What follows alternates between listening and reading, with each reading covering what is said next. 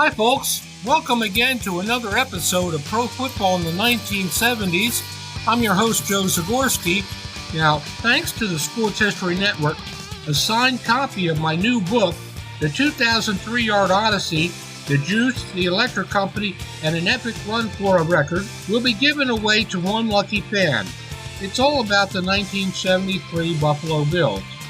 Please check out the Sports History Network online for details on how you can win a free copy of my new book on the 1973 Buffalo Bills. Thanks a lot for listening in to today's episode, folks. Look forward to chatting with you again soon in the future. Take care.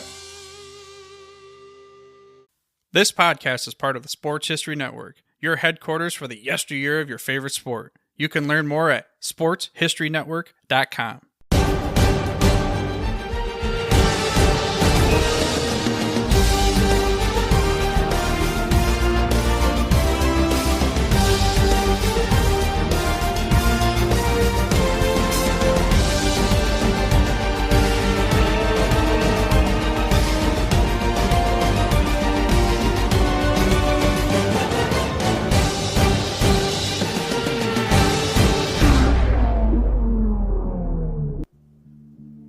Every expansion team goes through some growing pains and eventually becomes a well-established, respected franchise within that league. Some become instant hits with the fans through great players or merchandising or maybe a combination of the two, and they find success immediately, defying the odds of typical expansion teams. Just ask the Vegas Golden Knights.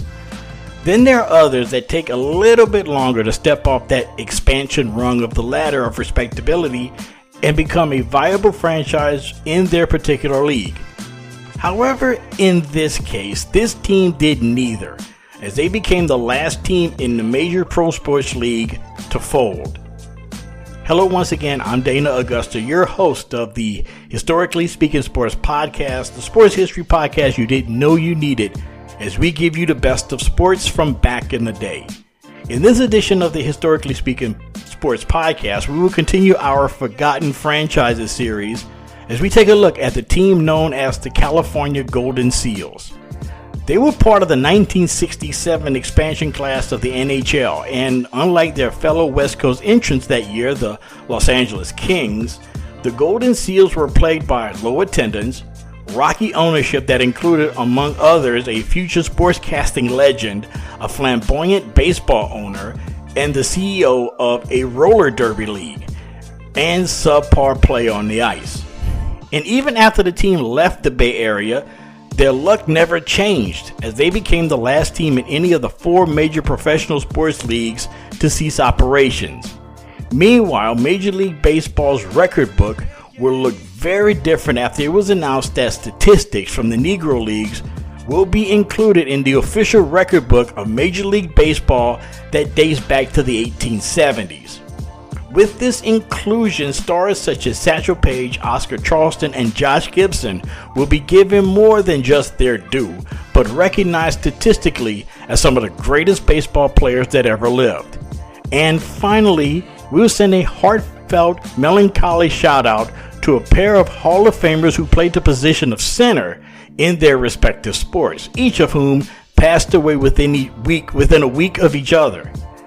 Now, there are certain players who embody the image of the team they play for. For Jim Otto, he was not only the anchor of the offensive line of the Oakland Raiders during their glory years of the 1960s and 70s, but he was also the personification of what owner Al Davis had envisioned for the Raider organization when he took over in 1963.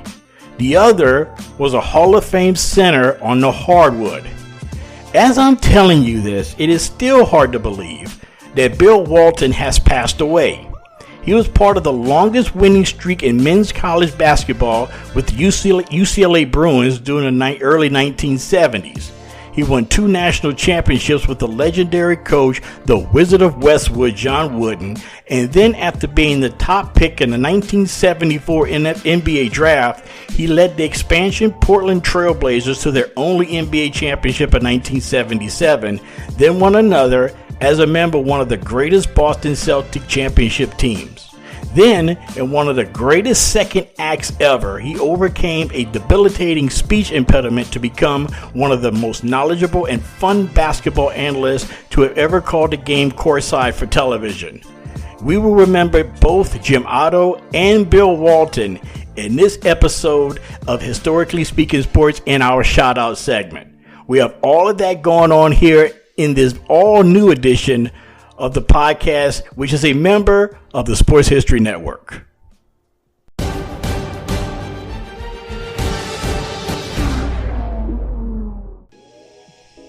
The topic of our main event segment is a continuation of the series of forgotten franchises, and in this case, maybe until 10 years ago, I never knew this team even existed.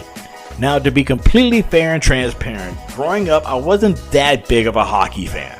It wasn't until I was in my 20s that I gave hockey a chance and never realized what I had been missing. After all, I grew up in South Louisiana during the 1980s, and the only ice I knew of, you put in your drink, preferably Crown Royal and Coke.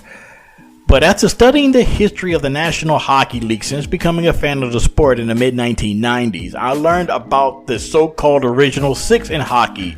Then you had the era of expansion that happened in the late 1960s that doubled the size of the NHL. 6 teams were added to the National Hockey League that autumn after the Summer of Love in 1967, and one of those teams played right across the bay from Haight-Ashbury. The California Golden Seals were one of 6 new teams that skated for the first time that season, playing their home games at the brand new Oakland Alameda County Coliseum Arena. The Seals were one of 6 teams added to the league as part of the 1967 NHL expansion. Now, it's not a good sign when within the first few years of existence, a team goes through several different name changes.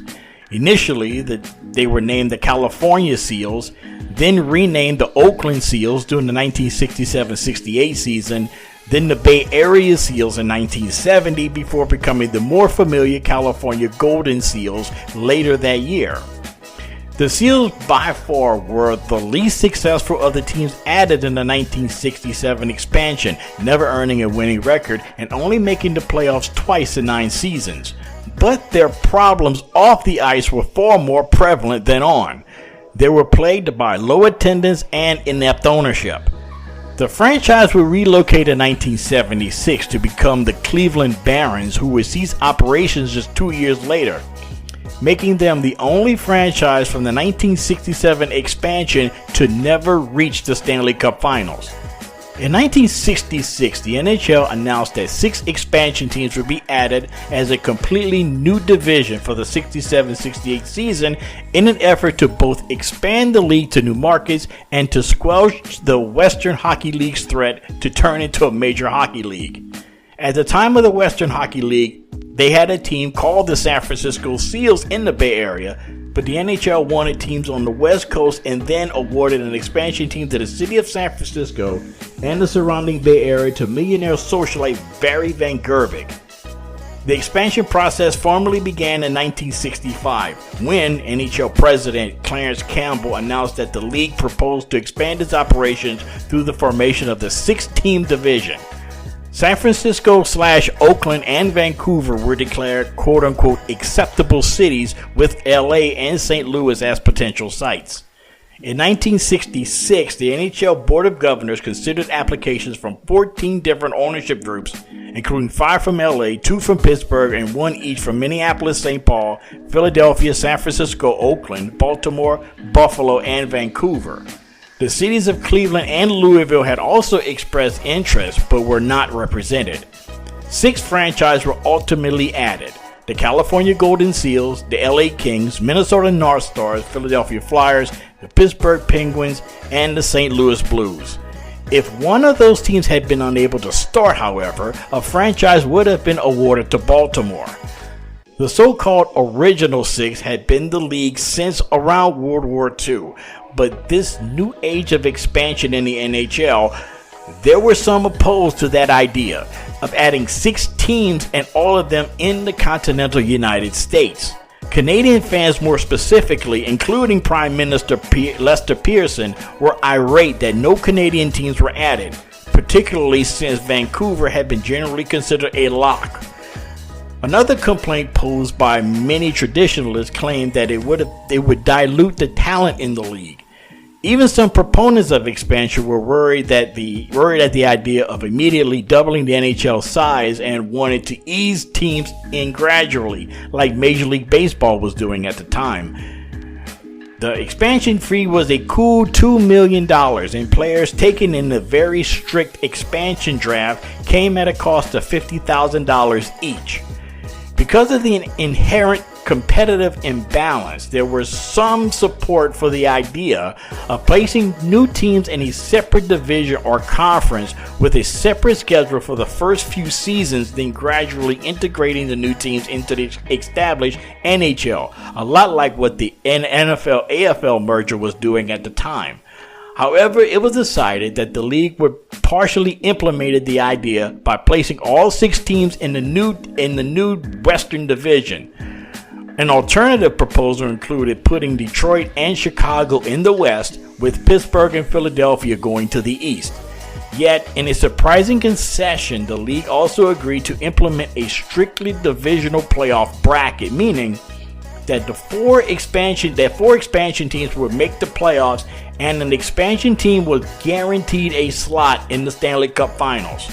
So, beginning in 1967, an expansion team would play for the Stanley Cup. Meanwhile, Van Gerbeek had planned to have the Seals play in a new arena in San Francisco, but the new arena was never built. He decided to move the team across the bay from the Cow Palace in Daly City to Oakland to play in the new Oakland Alameda County Coliseum Arena. With that, he renamed the club the California Seals in an attempt to appeal to fans from San Francisco and to address complaints from other NHL teams that Oakland was not considered a major city and would not be a draw for its fans. A year later, Van Gerbeek brought the Seals into the NHL as an expansion team. The team participated with the other 5 expansion teams in the 1967 NHL expansion draft. However, the terms imposed by the established original 6 teams were very one-sided in their favor, and the existing NHL teams were permitted to protect nearly all of their best players. Thus, the players available for selection were mostly cast-offs, aging players well past their prime, and career minor leaguers. To bolster their roster and also maintain any kind of semblance of familiarity and continuity for existing Seals fans, the team retained a portion of the club's WHL roster, such as Charlie Burns, George Swarbrick, Gary Odrowski, Tom Thurby, and Ron Harris. Critics claimed that the Bay Area was not considered a particularly lucrative hockey market. However, the terms of the new television agreement with CBS called for 2 of the expansion teams to be located in California, the Seals and the LA Kings. Nevertheless, while the WHL Seals had drawn well at the Cow Palace in Daly City, right outside of San Francisco, the team drew poorly in Oakland once they entered the NHL. The plan to bring the fans from San Francisco failed. And on November 6, 1967, Van Gerbeek announced that the team's name would be changed to the Oakland Seals. Unfortunately, the Seals were never successful at the gate, even after the name change. And because of this poor attendance, Van Gerbeek threatened on numerous occasions to move the team elsewhere. First-year head coach and general manager Bert Olmsted publicly advocated a move to Vancouver, resulting in an offer from the Labatt Brewery to purchase and relocate the team to the Canadian city, as well as a proposal to move the team to Buffalo from the Knox brothers, who, like Vancouver, had been shut out of the 1967 expansion. The NHL, not wanting to endanger its new TV deal with CBS, rejected both proposals, and as a compromise, the NHL agreed to expand again in 1970, adding teams in both Vancouver and Buffalo. The Knoxes brought a minority share of the Seals in 1969, only to sell it off a year later to fund the newly formed Buffalo Sabres. This, as well as the team's mediocre on-ice performance, led to major changes for both the Seals front office and the roster. Only 7 of the 20 Seals players remained after the first season. the new-look Seals were somewhat more successful. In 1968-69 season, they improved by 69 points, which, while still 7 games below 500, was still good enough for second place in the all-expansion NHL's Western Division. The Seals in the NHL postseason for the first time ever were actually favored to win their first-round playoff matchup against the LA Kings in the first all-California NHL playoff series. Yet, the Seals were upset in 7 games, losing to the Kings 5-3 in Game 7 on April 13, 1969 in Oakland. After falling behind in the first period, the Seals made the game of it but ran out of gas by the third period. The next season, fans of the Seals entered the year with some optimism, but Oakland regressed to 58 points the following season but still edged out Philadelphia for the final playoff spot on a tiebreaker. Their second playoff appearance was a brief one as they were swept by the Penguins, marking the only time the Seals would make the NHL's postseason. During the 1969-70 season, the team was sold to Transnational Communications, whose investors included former NFL player and CBS announcer Pat Summerall and former Yankees Hall of Fame pitcher Whitey Ford. However, the group filed for bankruptcy shortly afterwards after missing a payment and relinquished the team back to Van Gerbeek, who put the team back on the market. Then just before the puck drop in the 70-71 season, Charles O. Finley, the flamboyant and eccentric owner of baseball's Oakland Athletics, purchased the Seals. Finley, along with Jerry Seltzer, the owner of the then popular Roller Derby League, had both put in a bid on the team, and although Seltzer's offer was slightly better and included a more detailed plan for the revival, a majority of NHL owners from the quote-unquote old establishment voted in favor of Finley, and Finley renamed the team the Bay Area Seals to begin the 70-71 season. But just after 2 games into that season, on October 16, 1970, he changed the team name again to the more familiar California Golden Seals, following a number of other marketing gimmicks intended to promote the team to the fans. Now, for those of you who are not aware, Charles Oscar Finley, who was responsible for moving the then Kansas City A's to the Bay Area in the mid-1960s, may have been one of sports' greatest promoters, and along with being a total autocratic owner, he was also one of his greatest innovators. He devised the designated hitter in baseball, allowing a better hitting player to bat in place of the pitcher without removing the pitcher from the game, and devising colorful double knit uniforms to baseball during the 60s and 70s. And Finley also attempted to introduce orange baseballs to Major League Baseball so they could be seen better during night games on TV, and had a young bat boy to dance on the dugout roof between innings of A's home games named Kirk Burrell, who eventually became MC Hammer. But I digress. Finley's tinkering was not only relegated to the A's. Among the changes Finley brought to the team was the changing the Seals' colors to green and gold to match those of the popular A's. And the team's uniform crest was now the word Seals in a unique typeface, but an alternate logo using a sketch based on a photo of star player Carol Vadnais was used on marketing materials such as pennants, stickers, and team programs.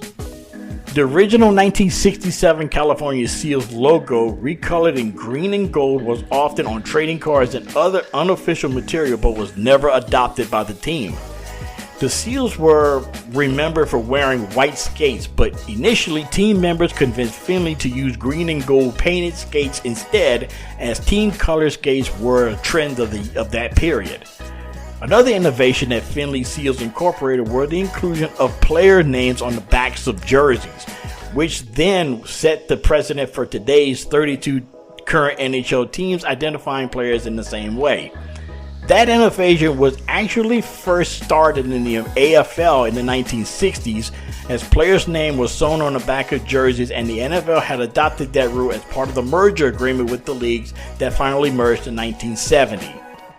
Finley was also the first owner to allow players to fly first class on commercial flights to games, thus starting a trend that ultimately culminated in the NHL's regularly chartering aircrafts by the 21st century. The Seals regularly used the new Boeing 747s the airlines had put into service at the time, and Finley also introduced the flamboyant green and gold Seals luggage, which all of the players and coaches were required to carry to identify them as the Northern California NHL team. Yet for all of the changes that season, the Seals slipped to the cellar of the Western Division with the worst record in the NHL. On May 22, 1970, the Seals traded their pick in the first round of the 71 NHL Amateur Draft to the Montreal Canadiens, along with Francois Lacombe, in return for Montreal's first-round pick in the 1970 draft. The Seals eventually selected Chris Oddleifson, Ernie Hick, and Cash. As a result of the Seals' dreadful season, the Canadiens had the top pick of the 1971 draft and used it to select future Hall of Famer Guy Lafleur. This transaction now ranks as one of the most one-sided in the history of the NHL. The team rebounded in 71-72, but the arrival of the World Hockey Association wiped out most of those gains. Finley refused to match the WHA's contract offers, causing 5 of the team's top 10 scorers from the previous season to bolt to the new league. And devoid of any defensive talent save for goaltender Guillaume Meloche, the Seals sank to last place again in 72-73, where they would remain for the rest of their history. Although divisional restructuring in 74-75 included a revamped format in which 3 teams in each division made the playoffs, the team's efforts were frustrated by their placement in the Adams Division, with the strong Buffalo Sabres, the Boston Bruins, and Toronto Maple Leafs of the day. And the Seals, once again, finished well out of playoff contention and were notably the only team to lose at home to the expansion Washington Capitals. Finley would soon lose patience with his struggling hockey team, especially given the contrast to his 3-time World Series champion Athletics. He tried to sell the Seals, but when no credible buyers came forward who were interested in keeping the team in the Bay Area, he sold the team back to the league for $6.6 million.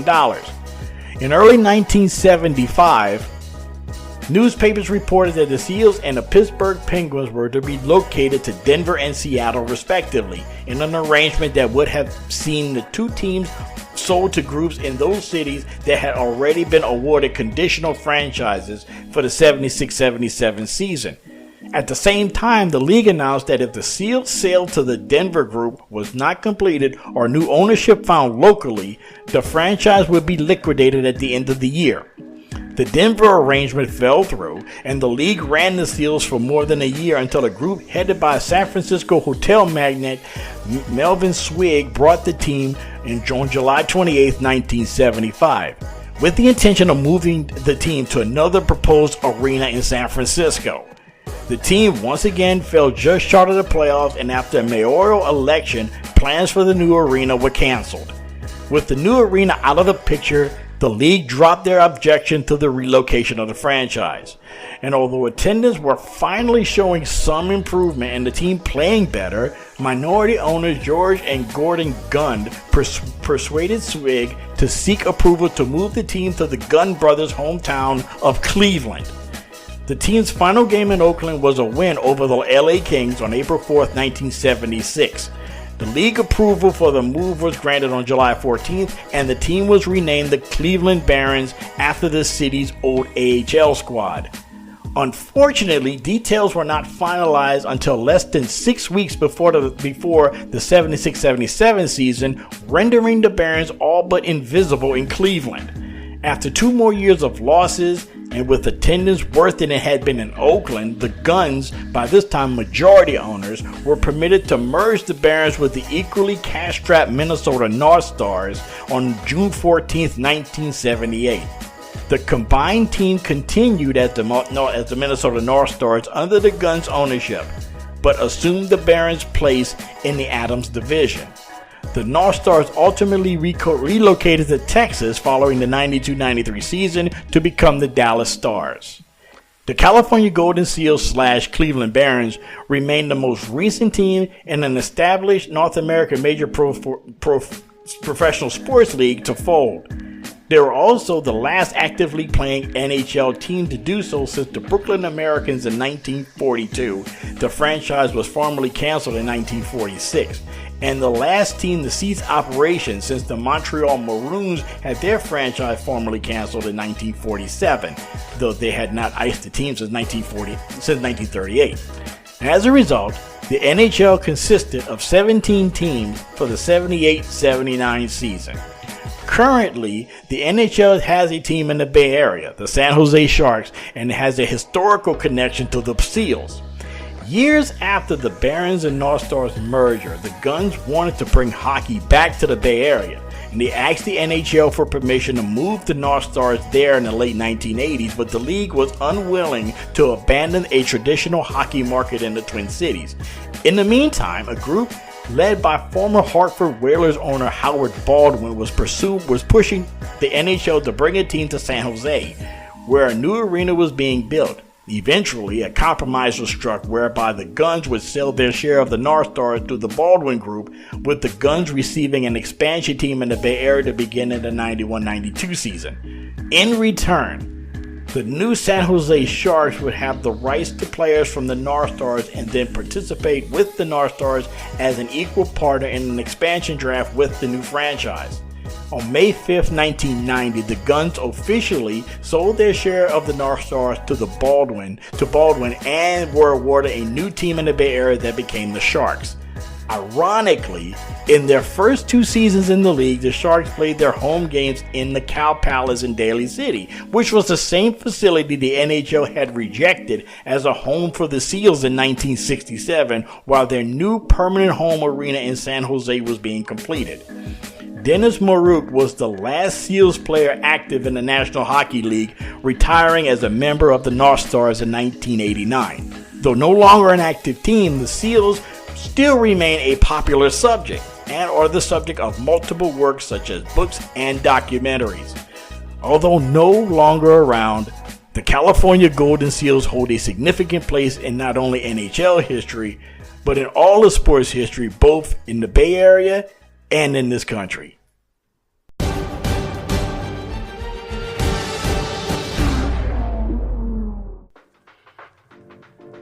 Meanwhile, Major League Baseball has addressed something that it has described as long overdue.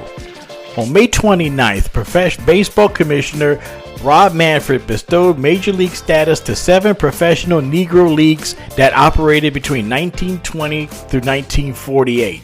That decision brought down from the Office of the Commissioner means that approximately 3,400 players of the Negro Leagues during that time period are officially considered major leaguers, with their stats and records becoming part of the game's history. Now, all of us who love baseball have long known that the Negro Leagues produce many of our game's greatest players, innovations, and triumphs against the backdrop of injustice, said Commissioner Manfred. We are now grateful to count the players of the Negro Leagues where they belong, as major leaguers within the official historical record. Now, some of the greatest baseball players of the 20th century were not allowed to test their skills against their white counterparts during that 28-year period that the Negro Leagues existed, was simply because of the stubborn prejudice that permeated the country and its favorite game.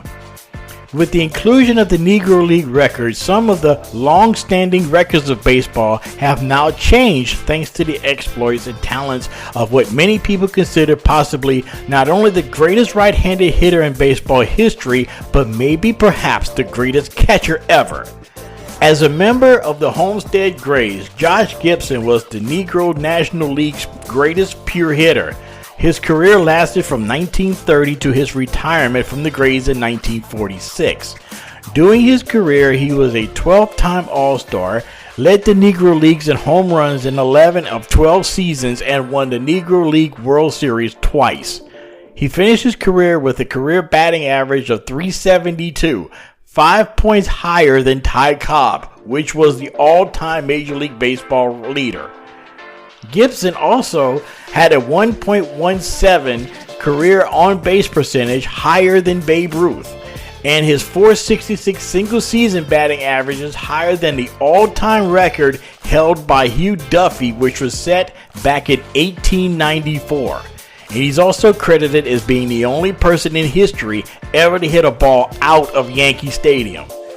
Now, along with Gibson, there were others whose contributions changed the Major League Baseball record book.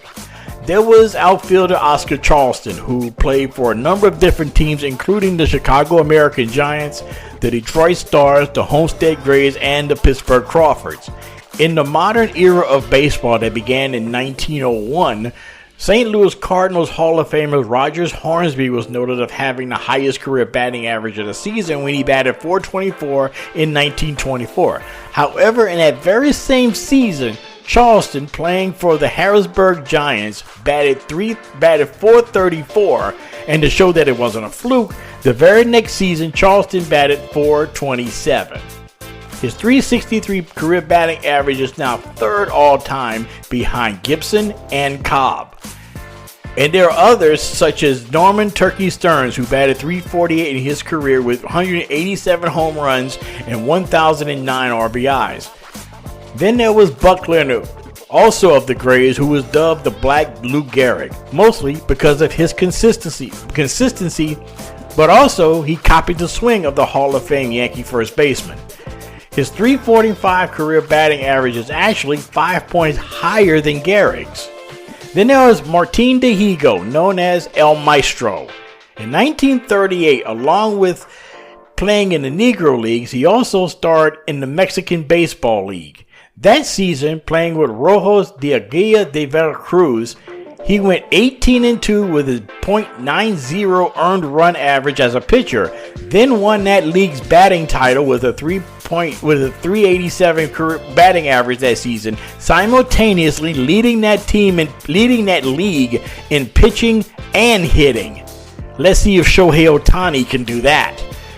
Now, you cannot have any discussion of the Negro Leagues without mentioning Leroy Satchel Paige. In 1944, Paige, pitching for the legendary Kansas City Monarchs, had a 1.01 earned run average, the third lowest ERA behind Tim Keefe's .86 in 1880 for the Troy Trojans, the baseball team, not the University of Alabama, and Dutch Leonard of the 1914 Boston Red Sox, who pitched .096 ERA. And, oh, by the way, when Paige pitched that microscopic 1.01 ERA in 1944, he was 37 years old when he did that. The Negro Leagues, larger than life, exciting baseball, filled with incredible personalities, and now, official.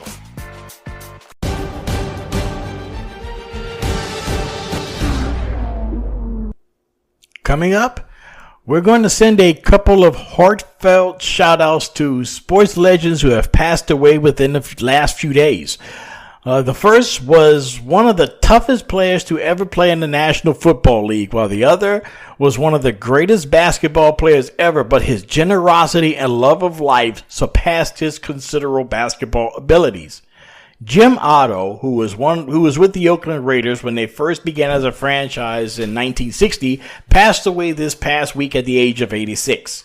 As an original Raider, he was part of every big game in the early history of the Raiders, where, under the coaching and shrewd dealings of Al Davis, went from being the orphans of the East Bay to one of the most feared in all of pro football in the late 60s and early 70s. He was the anchor of one of the most dominant offensive lines in the NFL and one of the toughest players ever. The other was the great Bill Walton, who passed away at the age of 71. Walton was the centerpiece of the UCLA Bruin attack during the early 70s, leading the Bruins to 2 national championships in the midst of an 88-game winning streak, the longest ever in men's basketball. Then, after joining the Portland Trail Blazers as the top pick in the 1974 NBA draft, he led them to their only NBA title just 3 seasons later. But beyond his basketball playing, Bill Walton was more than just a Hall of Fame center. He was considered by many as one of the most beloved former players in any sport. We will celebrate the lives and careers of Hall of Famers Jim Otto and Bill Walton here after this quick timeout. Thanks for staying with us here on the Historically Speaking Sports podcast, a member of the Sports History Network.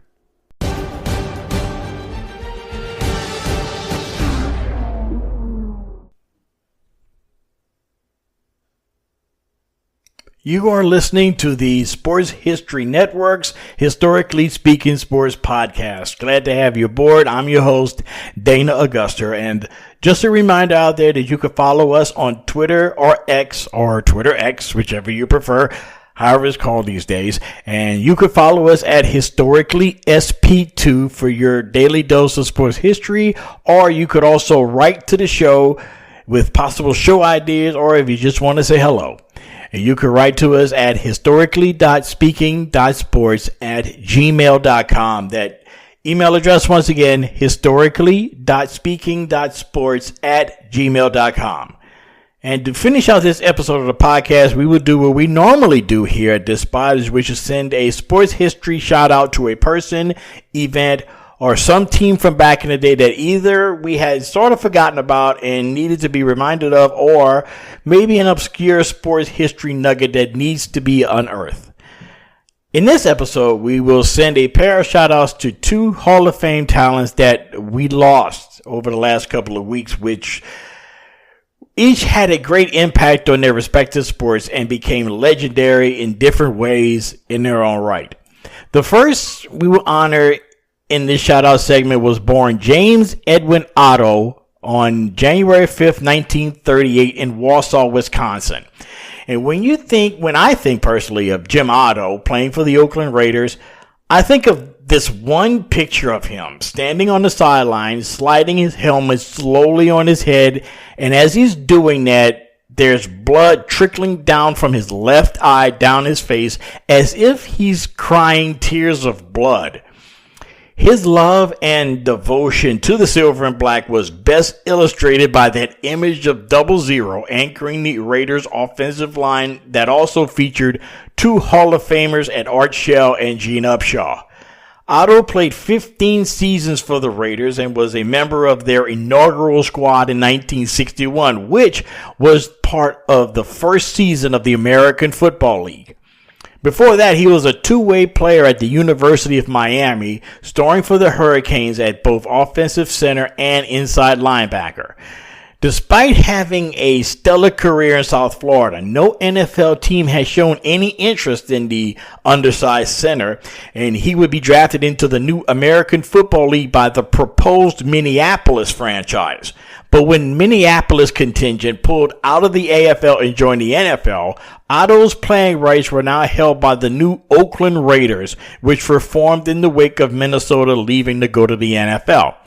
He signed with the Raiders and played there the entire 10 years of the league and 5 years beyond that. Now, he was in the beginning was issued number 50 for the AFL's inaugural season, but in 1960, but switched to his familiar 00 the next season.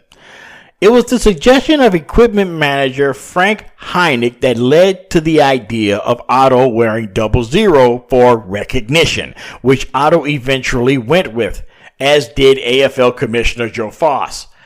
And for the next 15 years, Otto was a fixture at center for the Raiders, never missing a single game due to injury, playing in 210 consecutive games, and some of those games are all-time classics.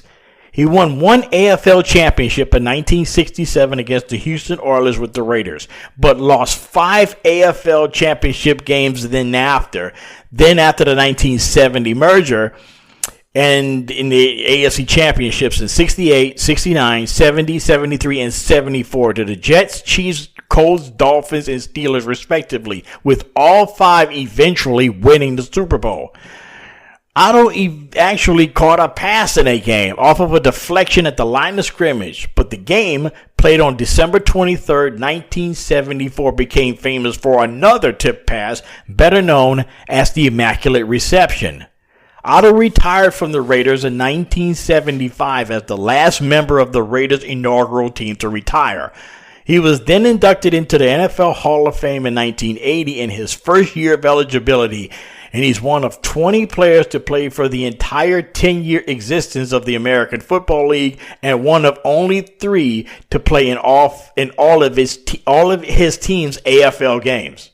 Yet fans know Jim Otto because of his myriad of injuries and operations during his post-career. All told, Otto had 74 operations, including 28 on his knees, 9 of which occurred during his career, and several joint replacements. In his book, The Pain of Glory, Otto described near-death experiences from medical procedures, including fighting off 3 life-threatening infections due to complications from artificial joints, eventually having his right leg amputated. Despite all of this, Otto had no regrets and wouldn't have changed a thing, even if given the opportunity to do so all over again. Otto passed away at the age of 86. While Jim Otto was the ultimate tough guy, Bill Walton was the ultimate free spirit. Hiking through the woods in Oregon, to touring with the Grateful Dead and Bob Dylan, to going to Portland Trail Blazers Championship Parade in 1977 on his bicycle, Bill Walton was simply one of a kind. I remember Bill Walton as a player late in his career. I grew up a fan of the Celtics in the 1980s, and he was part of that great 86 team that ran roughshod through the postseason that year and eventually beat the Houston Rockets in the finals. That season, Bill Walton won 6th Man of the Year. Then his feet finally gave out and became a broadcaster. Now, in the beginning, to be completely honest, I hated him as a broadcaster. Yet, as time moved on and I got older and a little bit more mature as a person as well as a fan that gained a further understanding of basketball, I started to appreciate the knowledge and insight into the game of basketball. And as more time evolved, I went from being someone who didn't like Walton to someone who tolerated him to becoming a fan of his, and it was all because of his personality. I would like to think that I'm a person who have never met a stranger, someone who is not afraid to have a conversation with a total stranger. Yet in Bill Walton's case, there were no strangers. He knew everyone, just like everyone knew him. His recognizable bright curly red hair and 6'11" frame was overshadowed by his immense personality and love of life. The 30 for 30 documentary on Bill Walton, called The Luckiest Man in the World, in my opinion, is aptly named. He attended UCLA out of San Diego's Helix High School at the height of the UCLA basketball dynasty in the 60s and 70s. He was actually recruited by future Basketball Hall of Fame coach Denny Crum while he was an assistant under legendary Bruins coach John Wooden. He won 2 national championships before heading to the NBA as he led the Portland Trail Blazers to their only NBA championship in 1977 in Portland's first ever appearance in the NBA playoffs. Walton was one of the greatest players in history of basketball, but the one thing that most people talked about at the time of his passing was not his stats or the games he won or the incredible performances. People talked about his generosity, his kindness, and his genuine love for people and life. I never had the privilege of meeting Bill Walton, and I definitely would have loved to, but in a weird and beautiful way, I felt like I did know him.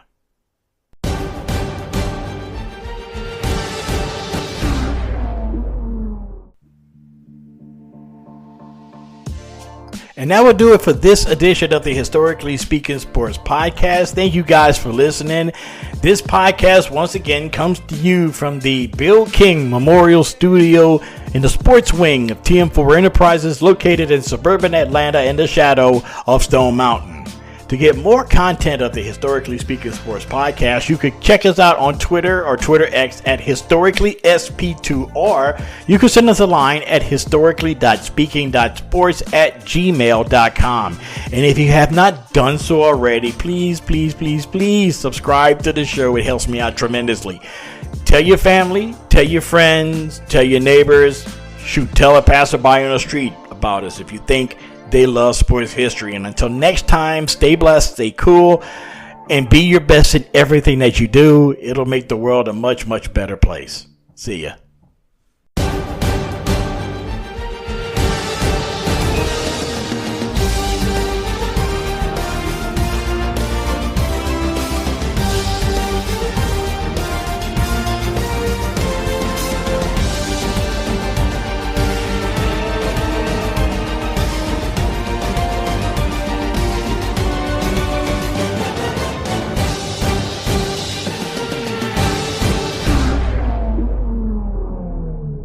there, sports history fan. This is Arnie Chapman, a.k.a. the Football History Dude, and I hope that you enjoyed this recent episode presented by the Sports History Network and were able to learn some good old-fashioned sports history knowledge nuggets.